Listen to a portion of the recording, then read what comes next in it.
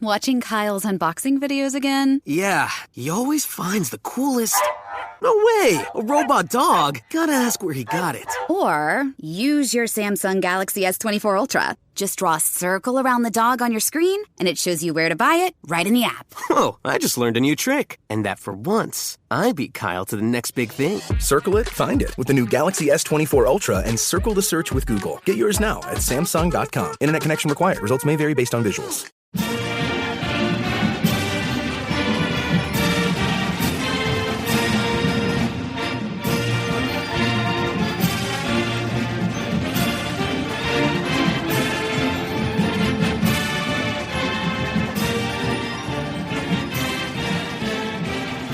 Hey there, Duke fans. Welcome to episode 362 of a jubilant, excited, bouncing off the walls DBR podcast. I'm Jason Evans. I'm your host here. We are here to talk about what happened last night. The Blue Devils beating the number one ranked Gonzaga Bulldogs 84-81. I am joined, as I always am, by Donald and Sam. We are all in crazy places because it's the Thanksgiving holiday weekend. Sam, I'll go to you first. Where are you? What's going on in your world? I am at my girlfriend's parents' house in New Jersey, and I was just watching the game basically by myself last night. No other Duke fans in the house, but despite that, it felt like there was a ton of adrenaline in the room. Like yeah. I was fired up to be watching this. I was texting a couple people throughout the game. This was even from at home. It was electric last night in Vegas. I can't wait to hear from Donald about what it was like to be in the arena. Yeah, so I was at home. My brother-in-law, my sister-in-law, family came in town. My brother-in-law went to Duke. He's a huge Duke fan, listens to the podcast. And I was watching with my kids, his kids and him. And I'm just like pacing around the sofa and stuff like that. You know, it's one of those games where you have so much energy watching it that you just can't help but be... My heart was beating. I was really hard. I was like jumping up and down. I told you I was sitting by myself. I was like jumping up and down on the couch, and I had to kind of keep it cool because there were like people in the house because it was like 11 o'clock at night when the game started. So, and we had to sit through the end of that freaking NC State UNC football game, which that was fun. That was fun. Yeah, at least it ended the way the Duke fans would have wanted, but it ended about 45 minutes later than Duke fans would have wanted. Yeah, exactly. Hey, we, of course, are amateurs when it comes to our viewing experience on this compared to Donald Wine. Donald was in the arena. I'm talking about how electric it was in my living room. Look, okay.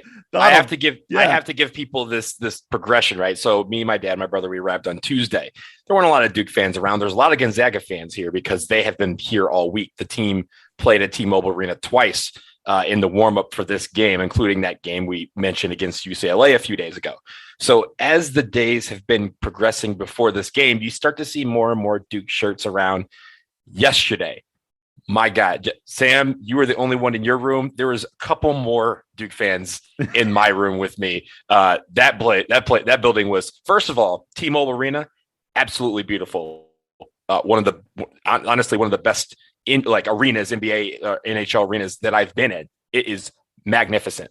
Second of all, that place was all like electric the entire game. Gonzaga fans were on it. Duke fans were on it. Neutral fans were on it. I will say this: the funniest part of the day was I was walking to kind of meet up with some line monitor friends, and I was walking on a bridge, and some guy comes up to me and he goes, "Tar Heel Nation," and got booed off the bridge by both fan bases. And Duke were like, "Get out of it! Like you do not belong in Vegas. Go about your business."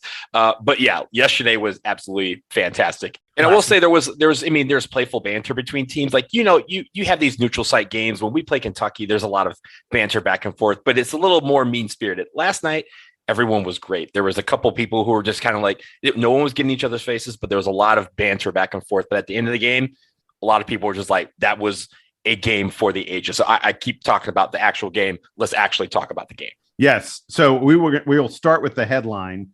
Guys, I want to hear from you. What's your headline? What's the one-liner you got to sum up this contest? Donald, man in the stands. What's yours? Duke hits blackjack and win for the ages over number one Gonzaga. I like the Vegas theme. I like it a lot. Sam, what you got? I had cramp touch this. Paolo Banchero dominates Gonzaga.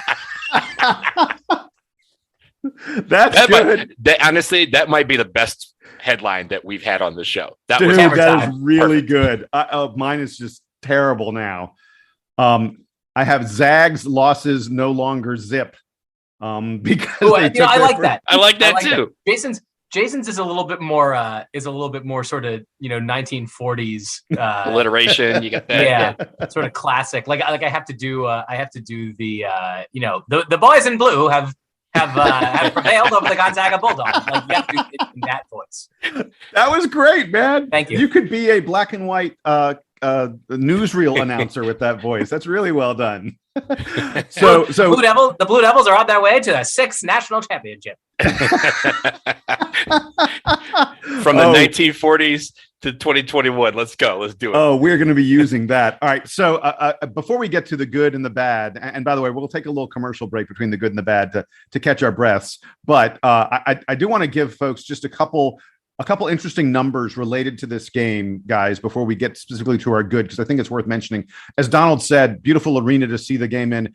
20,389 people in attendance, the largest crowd in the history of the state of Nevada to see a basketball game. So the people, they were there. Before you move on from that, they kept mentioning the attendance record, the Nevada state attendance record, et cetera, et cetera. Did either of you or did Duke fans out there sort of have like one final 1991 national championship kind of feel? I mean, like it's very old at this point, but like one more nail in the coffin for the UNLV program, just to be like, and Duke is better than you at drawing attendance in your home state. Well, to be fair, the very first college basketball game that was at T-Mobile Arena was when Duke played UNLV that year that it opened, and that was the record that was set. Mind you, they talk about the Duke effect, and people were like, oh, well, Gonzaga was there. Like I mentioned, Gonzaga has played 2 games in T-Mobile Arena this week, and they could not break the record attendance. And the number of tickets sold had broken a record before the game, before people started walking in. Like the final number was way larger, but on Tuesday, Duke already knew that they had set the record for tickets sold. So there was not a seat empty in that place, and I'm pretty sure there was not a stitch of sideline that was empty either. So the other numbers, the other stats that I wanted to get into was a little bit about number one teams and Duke facing number one teams. Have either of you guys done the research? Do you know the last time Duke beat a number one team? It was 2014 against Syracuse. Mike Krzyzewski has now won. The jacket toss game? I believe it was. Nice call. Well, it was because we went. Duke lost the game at Syracuse that year, right? That was when Rodney Hood missed the dunk, and then the return game at Cameron. I guess Syracuse was ranked number 1 then. Mm-hmm. All I know is it was in the 2014 season. Is the last time that Duke had beaten a number 1 ranked team. Mike Krzyzewski now has won 7 games, 7 career wins against the number 1 ranked team. He ties Gary Williams for the second most wins all time against the number 1 ranked team. The guy who has the record is Roy Williams, who has 8 wins against number 1 ranked teams. I believe it is significant and tells you something about who has dominated college basketball historically, that the top 3 guys in beating number 1 teams are all ACC coaches. And they mostly got it by beating each other. Right. Maryland, UNC, and Duke just sort of trading victories over each other throughout the 80s and 90s and 2000s. By the way, Coach K, really interesting, started his career by going 0-5 against number 1 ranked teams. Since then, he is 7-6.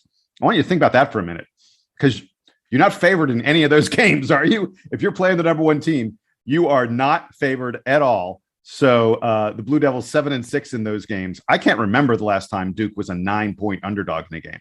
That was the other thing. They before we get into the specifics of it, they really harped on the fact that the Brotherhood was really harping on the fact that we were a 9-point underdogs before the game and after the game. Duke had a little clip from Quinn Cook back in 2015 where he goes, "Duke is never an underdog." No, I saw that. I love that. We don't play that. We're never an underdog when we're Duke University. And it goes to that record that you were talking about, Jason, of us against number 1 teams. You have to remember, 7-6 in the course of like 40 years is not a lot of games. Why? Because most of the games that we're playing, we're the one that's the number 1 team. So that's something to be said, that even when we are not number 1, we are still playing really well against number 1 teams. Yeah, Duke, by the way, has played more games as the number 1 ranked team in the land than any team in college basketball history. 283 games Duke has played as the number one team in college basketball. And we don't know for sure, but I think it's fairly likely it's going to be Duke or Purdue. I think it'll be Purdue. If we're going there, I think it'll be. I was going to say that there's a chance that Duke, if it's not this week,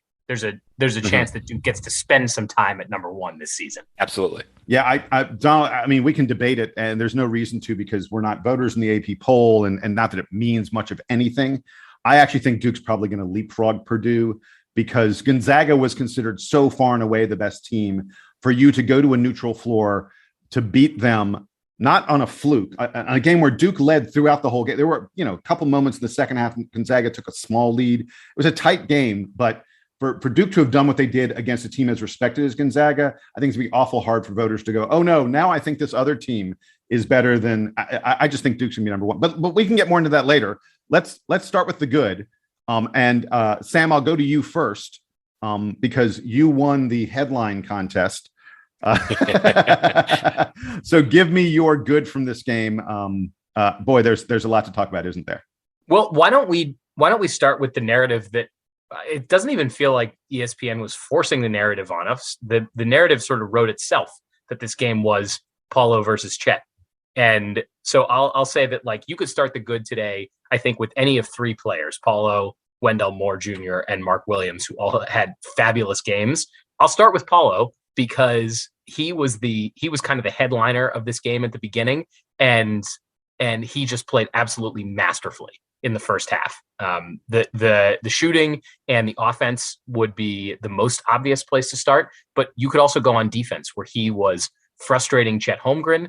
Holmgren had to sit with fouls for a good chunk of the first half, which gave Paolo then a little bit more space to do what he was doing. He was leading the fast break. He was getting out for transition threes and hitting them. Like the level of confidence that he had on some of those 3-point shots and the longer twos is a level that you don't really see very often from college players. I feel like Duke fans have been lucky enough over the last few years to have a couple of these guys come through the program. Jason Tatum sort of felt like this. There were games when he would heat up like that. Jabari Parker would heat up like that. But Paolo just is so in the flow of the offense in this game, getting baskets. So I think I would start the good with Paolo Banchero and just how thoroughly he dominated. We talked about before the game, and maybe this is the transition to talk about Mark Williams. We talked about how it might be a fairly fair fight, all things considered, between Duke's front court of Paolo and Mark Williams against Gonzaga's front court of Drew Timme and Chet Holmgren. It did not play out like that last night. Duke's front court was much better than Gonzaga's. Some of that was foul trouble, which is only sort of in your control. But in the time when they were on, Paolo had to sit for a good chunk of the second half with the cramps, and even then, still felt like he was the dominant force in this game. So I'm going to dictate, guys, that what we're going to do here is we're going to the good. I agree. Sam's right. We each are going to want to talk about Paolo, Mark, and Wendell. So before, rather than getting to Mark Williams and the big men in general, let's stay on Paolo. I just wanted to really quickly point out, the thing about him that showed how impactful he was in this game. And you should never get too much into plus minus. He was plus 13 in this game, far and away the highest plus minus of anybody on the Duke team. And Duke was a different team in the first half with him versus in the second half, especially, the first 10 minutes or so of the second half, when he was clearly, he was playing a little bit, but you could tell the cramps were coming on. And then he had to sit for a while he got that IV. By the way, in the post game, he talked about the fact that he was cramping up and he had to go in the locker room and get an IV. He said his both quads just seized up on him. But he said he was in the locker room screaming at the TV. Oh, he was fired up. He was feeling it the whole night. And it felt like in the first half when he had the ball or when he was even remotely involved in the play, that things were going well for Duke. Like whether Gonzaga made the basket, it felt like as long as Paolo was in the game, that Duke was still in control and was basically able to hold Gonzaga at arm's length whenever he was in, which speaks, Jason, to the plus minus that you brought up.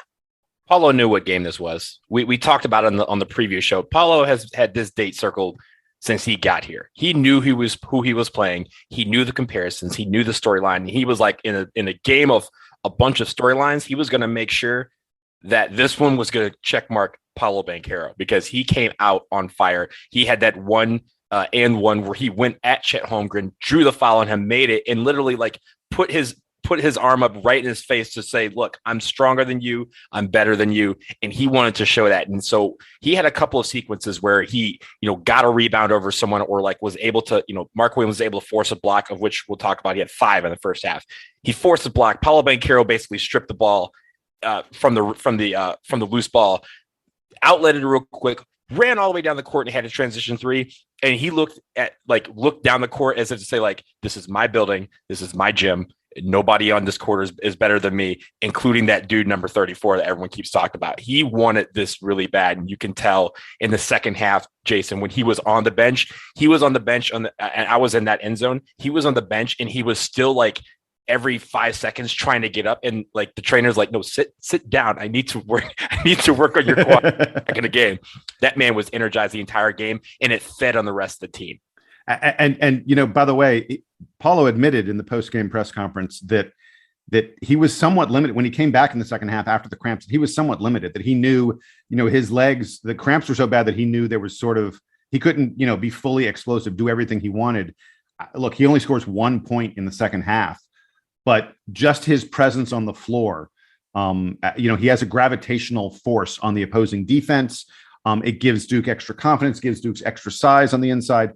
It really is super important. This was Paulo's Paul Pierce getting carried off the floor in the playoffs game. Yeah, totally. Just the fact that he showed back up was enough was enough for Jeremy Roach to make one basket at the end of the game. Like that was the force behind it. All right, so we're going to get now to the next big man, Mark Williams. I'll take the lead on this one. Mark, I can't believe that the official statistician has him down for 5 block shots, because that's just he had more than 5 block shots. He altered at least 6 more. Like, what are they counting? What are they counting that he only had 5? And by the way, he had more than 5 because they called goaltending on one of them in the first half. It was not a goaltend. And the second half, he cleanly blocked Drew Timme, like not even a question about it. And they called a foul, which could have been, if Duke had lost this game, I'd be losing my mind at the refs right now, because that could have been a huge turning point in the game. If you're looking for Duke people to follow this season on Twitter, one of the other than us, sure. I don't tweet it. I would not say that like you have to follow me. I don't tweet enough for that. Donald and the DBR account do enough. But one of the people low key that you should definitely be following is Elizabeth Williams. Yes. Noted Duke legend in and of herself, and older sister of Mark Williams, because she gets all up in the game when this stuff is going. I think she tweeted last night. She was like, "Look, I don't know what this 5 blocks thing is about. Mark had at least 7 blocks. I counted them all. Like I was watching. I know what I'm doing here." So also she retweeted. She always likes to retweet things about Mark Williams from his childhood when she was at Duke. Obviously, we all know her name and number are in the rafters. In the rafters, yeah. And she tweeted from her press conference when she announced that she was going to Duke. And if you guys recall back, Mark Williams was the person who revealed the shirt that said Duke and not her. So she has a picture of a very, very young Mark Williams with a shirt. And she's basically like, he's been Duke since forever. And again, he showed up and really, really played. He also took personally the fact that everyone was talking about Chet Holmgren, because he's like, hey guys, I'm 7'1" with a 7'6" wingspan too. What about me? He had a couple of yams where he was sending statements with those. He took soul. There was one of those slams where he came down the lane. He took away Drew Timme's soul on that. It was great. and on the other end of the court, I said in the preview that I thought Chet Holmgren was going to block 5 shots and Mark Williams was going to get 3. I was wrong. I had it backwards. Yeah. Turns out Chet Holmgren, limited by fouls, only got 3 blocks in this game. Altered a few more shots than that. I think we'll talk, I'm sure, more about Chet Holmgren, but Mark Williams, not just blocking the 5 shots and the 2 that should have been called but were called incorrectly, but altering shots everywhere, all over the basket. Even Chet Holmgren, who has those long arms, and even Drew Timme, who has all the post moves that you could want for a college player, were frustrated by Mark Williams' presence in the paint. Yeah, and let's talk about him offensively as well. I mean, yes, a lot of them were dunks, but he had a couple very nice like hook shots and stuff. He was 8 of 8 8 of 8 on 2-point shot. He took a 3-pointer. May not have been. Can we save that for the bad? We'll save that for the things to improve. Yeah, right. 3-point shooting. He didn't look off. Marshall Plumlee, he is not. Marshall lives. Look, I think Mark's going to take more 3-pointers as the season moves on, and he may make some of them. But just like Marquise Bolden was going to make 7 3-pointers in his last season. Oh God, you're gonna pull that out on me. Anyway, I did want to say, and combining Theo John as well, I thought our bigs absolutely battled the highly touted Gonzaga big line to. Not even to a draw. We won the battle of the bigs. Paolo, Mark, and Theo combined for 43 points and 16 rebounds, and Mark's 5 block shots. That's really 8. Let's just stop calling it 5 and just call it 8. Can we settle? Is 8 the right number? 8. Add it to the total. The DBR official is 8 block shots for Mark Williams. There was definitely a point in the game when I thought Mark Williams was going for the points, rebounds, blocks, triple-double. It was in play. Yeah. All right, guys. So let's get to the third guy who had a really outstanding game, Wendell Moore. Donald, I'll let you take the lead on this one. Wow. There's nothing to be said about how important experienced leaders are. Did you hear what Coach K had to say about him after the game? Sorry. I did. Yeah, it was. I mean, just him saying like our leader, our captain was the reason we won tonight, and it was because Wendell Moore in the second half was incredible. He ended up with the stat line that we're used to seeing so far this year: 20 points, 6 rebounds, 6 assists, 4 steals, and 1 championship belt as MVP of the game, of which there was an MVP of this game. They had like a whole ceremony and everything, which is funny. But anyway, I thought Wendell Moore deserved that because his leadership, and again, it's not just the stats, of which he has a lot of them. It's the fact that he was able to calm guys down. He made some key free throws at the end, of which we'll talk about a little bit later. And really just any single point that there was a momentum shift or guys seemed like that they were rushing things, he was there to kind of calm things down on the court or in the huddle, saying, let's just regroup and focus on this next play and do it really well. So like hats off to Wendell Moore. He's been doing it all year, but we needed him last night to be Wendell Moore because we said before that he was going to be the X factor that Gonzaga doesn't have. He proved to be that and more. And Donald, you highlighted Wendell Moore's 4 steals. I think that's 4 steals among many that Duke had in this game. On defense, as well as Mark Williams was playing, blocking shots and frustrating guys around the rim, the defensive pressure started on the outside. And in the pass, it started in the press, but also in the passing lanes where Moore and to some extent Trevor Keels and a couple other guys were really frustrating Gonzaga's ability to run its motion offense and get the ball inside to Timmy and Holmgren, the kind of offense that they really want. And in the couple of moments where Coach K called for the zone press, particularly at the end of the game, but it happened a couple other times in the game, Coach K calls for the zone press. Wendell Moore is the most annoying. I say this in the best way. Wendell Moore is the most annoying guy to be facing in that zone press. He got the one Jason Williams type steal and bucket off of one of those inbounds. Mm-hmm. And I love getting to see Wendell Moore playing this well on defense. The amount of progress that he made over the summer, not just getting better offensively, but just all around in his game has been so fun to watch. And I was talking to someone before the game. I said, I love that. I know we said this at the beginning of the season, but I love having Emil Jefferson back on the sideline for Duke because he's just like the kind of guy you want out there. Wendell Moore feels like he's got all of the Emil Jefferson, Nolan Smith, Chris Carrawell energy, just like completely bottled up and going in the right direction. So my thing on Wendell is, he had been putting up these gaudy numbers against okay competition, not really great competition. This was his coming out party for the national media. 26-6, being the absolute leader of the team, and that play, Sam alluded to it, with 4.5 minutes left, game's tied at 73, and he makes that steal, and then gets fouled. By the way, down the stretch, hits 5 out of 6 free throws. But he's the guy who got the steal and gave Duke the lead that Duke would never relinquish throughout the rest of the game. He was a quintessential upperclassman leader. There's just no other way to say it than that. I think Wendell Moore is embarking on what's going to be an All-American, maybe not first team, maybe second team, but an All-American season. And this was absolutely the beginning of it in terms of folks on the national stage recognizing him. We talked about how Paolo was sort of leading the team in the first half, and that it felt like Duke was in control as long as he was in there and making plays. If you look at the win expectancy chart on KenPom, with a little over 5 minutes left in the game, 5.5 minutes left in the game, Gonzaga had taken the lead back. If you remember, this is Paulo's out with the cramps. Duke's having to play, multiple bench guys. There was a point where both Paolo and Wendell were out of the game, where Duke had to resort to a deeper bench. It was like, all of Theo John and Joey Baker and AJ Griffin were out there playing for Duke, and the offense wasn't flowing well. Moore comes back in at one point with 5.5 minutes left. Gonzaga has about an 85% chance of winning the game, according to KenPom, and then it just plummets as Wendell Moore is making plays. So he was actually the key at the end of the game to sealing the victory for Duke. Yeah. Hey, Donald. So we've talked about some of the players. Let's get to the crowd, get to the atmosphere. Is that part of your good?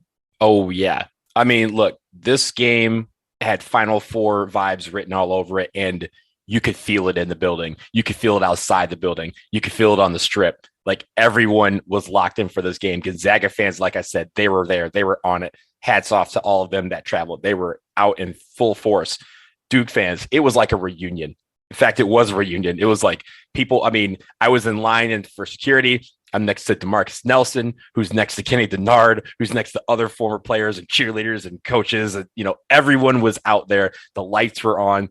This was what they wanted from this game in Vegas. Everyone was there. Everyone was dialed in, and it became a show for the ages. It is one of the great regular season college basketball games that I have witnessed in person. It was that great. Both teams played very well. Of course, we're going to get to the bad, but before we even get to the bad, I just want to say that there was nothing bad about this game in my mind. This was a Final Four game. We will see this team again. It may not be in March. It may be in April. But we saw probably the two best teams in college basketball play last night. And it was incredible, just an incredible show of support for both teams. And for the Duke fans especially, that "Let's Go Duke" chant that was going at the end of the game on the concourses walking out of the building felt so good. That's what you want to feel every single game, but especially for big games like this where everybody rose to the challenge. Hey, before we wrap up our good, there are a couple kind of macro, big picture things that I want to talk about, specifically fouls and turnovers. And by fouls, I mean this: drawing fouls, and as a result, getting free throws. I found a great stat. Wendell Moore led the Blue Devils in fouls drawn with 7. Trevor Keels had 6. Mark Williams had 5. No one on Gonzaga drew more than 5 fouls in this game.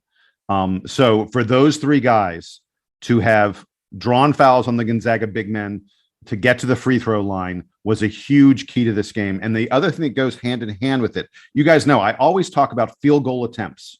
I'm a huge fan of field goal. If you take a shot, you have a chance for it to go in. If you don't take a shot, you can't, you don't necessarily score any points. So Duke managed to take more shots than Gonzaga by a margin of 67-64.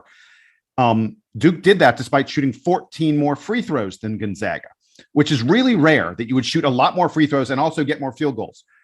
And it's because, and this is what I'm going to tell you, the reason Duke won this game was Duke did not commit turnovers. Duke held on to the ball. Duke had 8 turnovers in this game. Comes in the back of just a few days ago, we only had 3 turnovers against the Citadel. For Duke to play a game at this speed against this quality of an opponent, an experienced team that is long and athletic and plays good team defense and only had 8 turnovers was truly impressive. And the way you really see it, points off turnover. Did you guys see the stat? Duke won points off turnover 23-2. 23-2 in a game we win by 3 points. Points off turnover, not committing turnovers, getting a lot more free throws, and also getting more field goals. That's how Duke wins this game, because Gonzaga outshot us. It's that we got more attempts because we didn't turn the ball over and because we got to the free throw line. And because, as I said before, Duke was playing so much frustrating defense that Gonzaga, as good as Gonzaga's offense is and as sophisticated as it is, and as good as Julian Struthers was playing, never really got in the flow that they want. Like, they scored 81 points, and it felt, this is probably the scary thing about Gonzaga, is that they scored 81, and it feels like with just a little bit more fine tuning, they could easily score 95. Yeah. And really, when you talk about the turnovers, this game was played at sometimes at breakneck speed. Both teams, not necessarily out of control, but it was very, very fast, up and back, up and back, up and back. You almost need to catch your breath watching the game at times.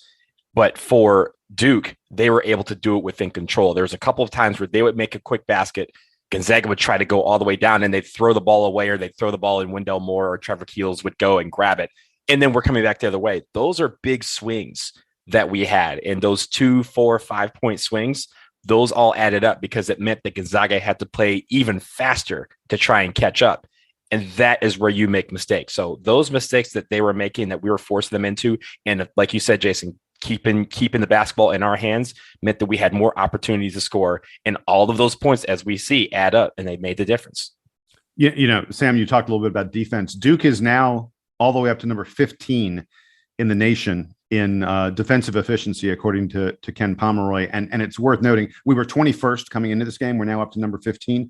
It's worth noting that all of that got thrown off a little bit because one of Duke's 7 games is that weird outlier against the Citadel where they hit an ungodly number of 3-pointers, which just kills your efficiency. I think that, as that game gets devalued more and more, you're going to see this Duke team rising higher and higher in Ken Pom defensive efficiency, which, Sam, you say is one of the most important stats to note about Duke on the season. So we're up to number 15 right now, and we are rising. That was the number 1 offensive team in the land by a lot. And frankly, the fact that we held them to 81 is a big deal. That's a team that Gonzaga is going to score 80 points a lot this season.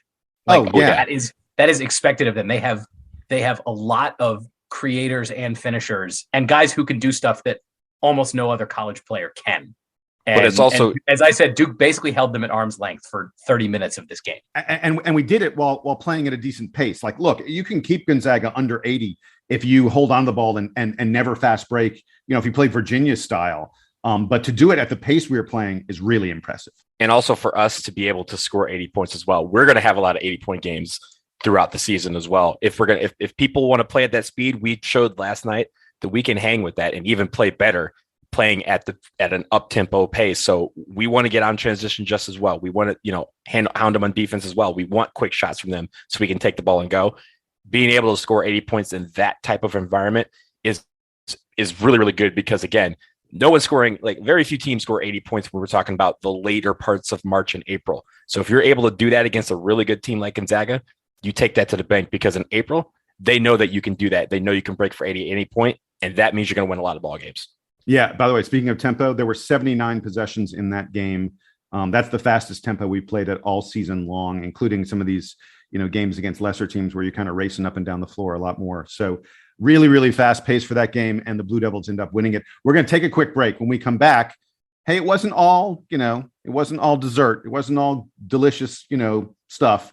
There's a little bit of veggies we got to deal with. We will have the bad from the Gonzaga game after this.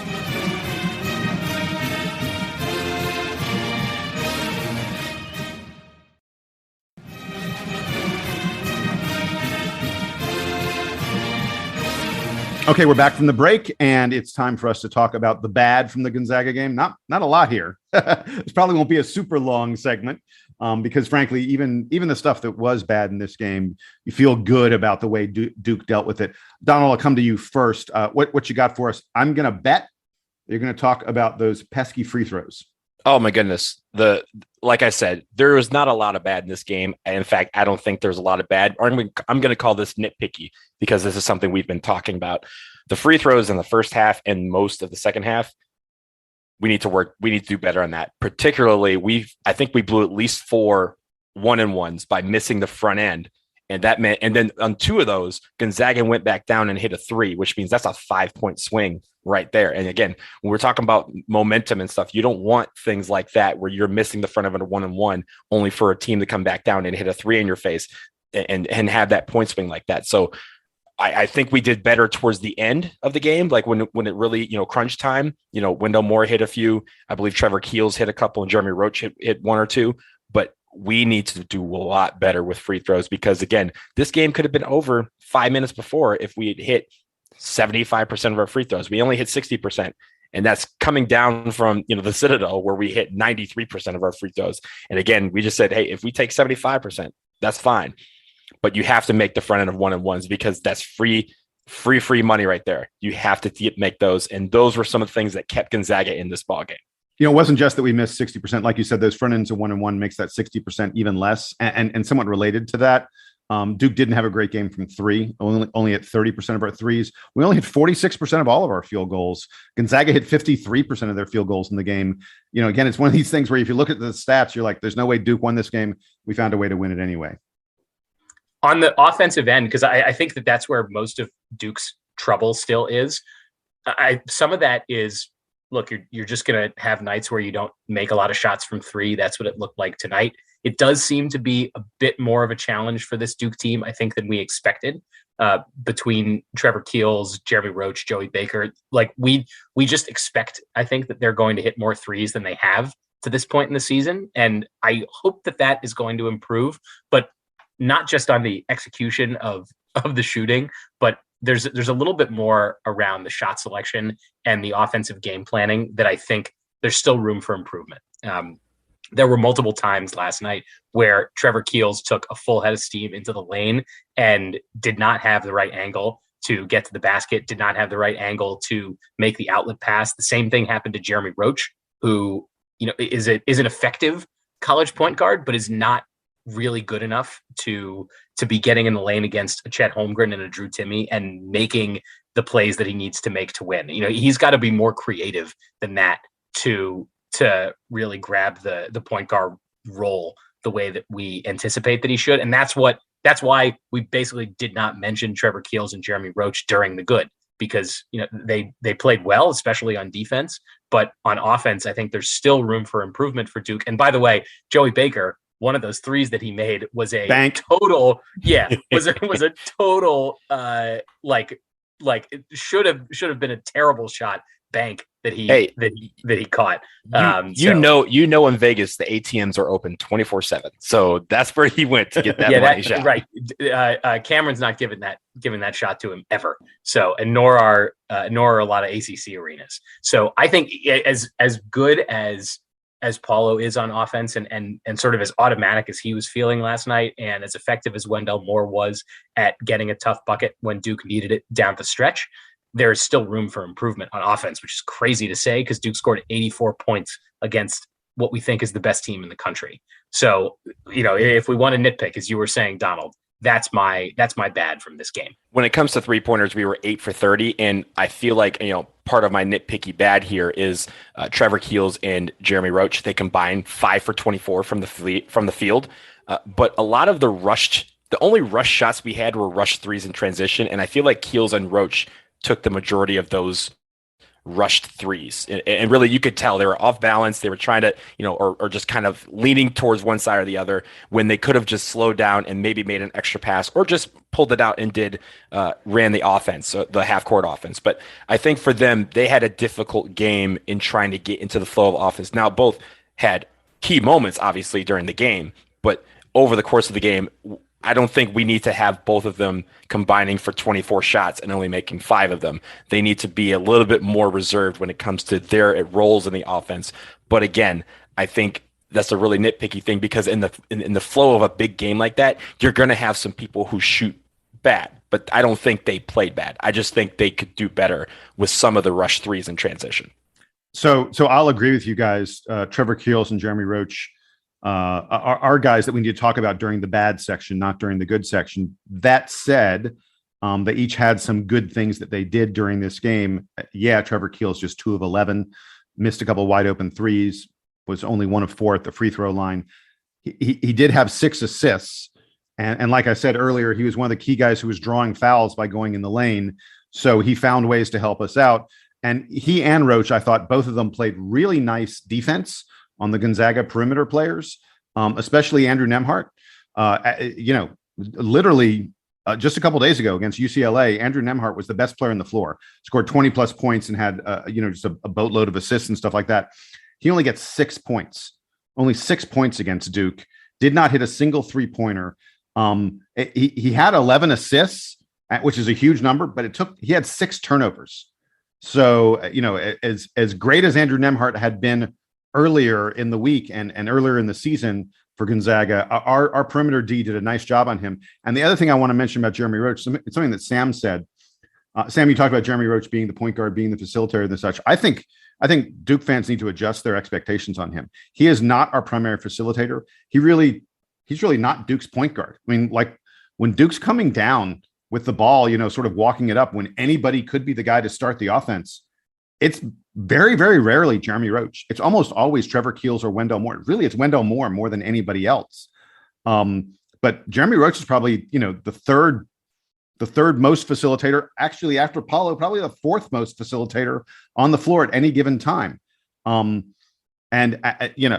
this is a guy who he took a 3 with 3 minutes left or so, maybe 4 minutes left. It just had me out of my chair screaming, like, what are you doing? It was early in the shot clock. I thought one of my bads is I thought Duke had poor shot selection at time. Paolo Banchero took a couple shots. I was like, that's a terrible shot. Why are you taking that shot? And yet for all of that, Jeremy Roach has the game, what I think was the game-winning bucket with 42 seconds left. He goes into the lane, he drives, and he scores a layup that was that was the bucket that made it from a 1-point game to a 3-point game. And after that bucket, Gonzaga was forced to foul the rest of the way down the stretch. Essentially, that was the bucket that made it so that Gonzaga could no longer catch up by playing defense. They had to hope that Duke would miss free throws. Huge shot for him. And so props to him. As much as we're bagging on Keels and Roach here, they both had ways that they big time helped this team to succeed. All right. In terms of the bad, Donald, we got to talk about the cramps. What is going on? Can Duke hire? No offense. I'm sure there's someone who's gainfully employed as the nutritionist for the Duke basketball team who is a professional at their job. But what is going on with these cramps? I don't know. And the thing is you could see it in the arena because, again, I was sitting down by the Duke on the end where the Duke bench was.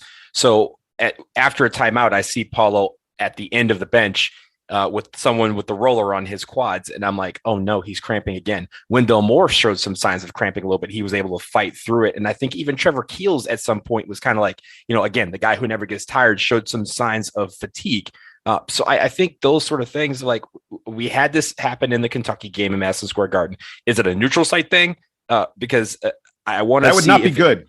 Yeah, it wouldn't be good. Problematic. We play a lot of neutral site games, but I think the idea is whatever they're doing, guys either have to extra hydrate before the game. Like I'd honestly rather Paolo Banchero go to the locker room during a game because he has to pee than go to the locker room to get an IV. Right? Like. We don't need to see the Band-Aid. It's a lot faster going out than coming in. Right. And we don't need to see him coming back out with a Band-Aid knowing that he got an IV. We want him to be in this ball game because, again, that could have gone a different way with him in the locker room getting an IV. It could have been where this team was, as good as he was playing, Gonzaga saw that as a sign of momentum and would be able to use it to their advantage. So hats off to our team for staying in it while Paulo was out. But, again, we got to have it where our best players are on the floor. Yeah, I don't disagree. The last bad thing I want to bring up, Duke got owned on the boards pretty bad by Gonzaga. They out-rebounded us 42-31. Duke gets just 7 offensive rebounds in this game. Like I said earlier, if we hadn't gotten to the free throw line, if we hadn't not committed turnovers, we'd be talking right now about how rebounds were one of the things that did us in this contest. But, on the other hand, it's worth noting, we're playing against what maybe people thought was the best front line in all of college basketball. I think now maybe they would say it's the second best front line in all of college basketball. So props to us for getting that done. All right, guys, we got one final thing we got to do before we go. We got to pick a player of the week. Not an easy choice this week. How much are you weighing that Citadel game in your decision? There are a lot of factors here. I see the worry on you guys' faces. Donald, I'll come to you first. Who's it going to be? Who's your player of the week? With all respect to a lot of guys that could have taken this home, I'm going to go with the leader. I'm going to go with the captain. I'm going with Wendell Moore for having 2 solid games. And again, not just filling up the stat sheet, but his leadership on the court, in the huddle with other guys who may be struggling, just keeping this team focused on the task at hand. There's a reason why he walked out of T-Mobile Arena with the championship belt as MVP. He's my player of the week. Sam, who's your player? By the way, I'm not picking Wendell Moore, and I'm hoping Sam takes the other guy that I'm not picking so we can split it 3 ways, because there are 3 guys who are in the running here. Yeah, I was going to say there are 3 people you could have considered. So Donald already mentioned Wendell Moore. I assume Jason's taking one of Paolo and Mark Williams, and that could be like the decision point here. I had decided before we started recording that I was taking Wendell Moore for a lot of the same reasons that Donald did, which is not, I don't want this to be a slight at Paolo or Mark. I think Mark had one of his best weeks in a Duke uniform. I think Great. Paolo, as much as well as Paolo played against Kentucky, this felt like his sort of national debut, right? He had the Slam magazine cover a couple weeks ago, and now he's got this huge high profile win against Chet Holmgren. I think he had the highlight of the night in terms of like basketball skill, the play where he drove against Holmgren and went right into his chest and got the and one. That was my favorite play of the game offensively for Duke. Not like, the prettiest like offensive design, but just the most impressive execution for him. But Wendell Moore, as Donald said, was kind of the heart and soul of the team. And unfortunately for Paolo, down the stretch when things got a little rough and Duke needed to come back, Gonzaga took a 4-point lead late in the game. Wendell Moore was the one leading the charge. Wendell Moore was the one getting the tough buckets, was the one forcing the turnovers. Paolo, unfortunately, was sitting out with cramps. And I think that Duke, the nutritionist, is going to figure out how to get Paolo back in the game, so he only has to take a few minutes off every night. But on this night, on this most important game of the early part of the season, Wendell Moore was the star down the stretch who won the game for Duke. So I am giving him my Player of the Week award. So it was a tough call for me. And like you said, there are 3 guys who are very much up for consideration. I'm going to take Paolo as the Player of the Week. And the reason is this. You guys may have forgotten what I did against Citadel. 28 points, 8 rebounds, 6 assists. When you combine that with the 21 points, 5 rebounds, 2 assists that he had against Gonzaga in a game where, because of cramps, he really only played, 2/3 of the game or something like that. And for the entire second half, basically, he was a shadow of what he could have been. I don't think Duke is in a position for Wendell Moore and for other guys to be those heroes in the second half if we don't have Paolo getting us out to a nice lead in the first half. So I took Paolo and his 25 point per game average on the week as the reason I'm taking him as the Player of the Week. But yeah, it could have been any one of these guys. And I feel terrible for Mark Williams that we weren't able to honor him as well. I'm sure he's all broken up about it. He will get an opportunity this season. Like there will be a week when Mark Williams does all the things. Because the shot blocking and the offensive, the post moves that he's displaying, it's getting there for Mark Williams. He has improved a lot even over the last couple weeks. He had 10 blocks on the week when you include the 3 that we are adding to our index. So that is a very, very good week, and that's on top of everything else that he was doing very, very well. Hashtag DBR official count. That's right. So that's going to do it there for us, folks. A fun podcast as we celebrate Duke's victory over Gonzaga. The Blue Devils are still undefeated. They are perhaps number 1. We will find out when the poll comes out. By the way, we want to mention we did not talk at all about Ohio State or the ACC-Big 10 Challenge. Much like we did with Gonzaga, we're going to be talking to an expert on Ohio State. We will bring that podcast to you in the next day or so prior to that game. Duke's next big non-conference game, which, by the way, is the only remaining game on the schedule where Ken Pomeroy says Duke is not favored to win the game. He thinks Ohio State wins by 1 point. Every other game on Duke's schedule at this moment, Ken Pomeroy's computer projects that the Blue Devils will win. That's not to say we're going to go undefeated or only have 1 loss or something silly like that. But, it's just worth noting. That's how big this Ohio State game is coming up.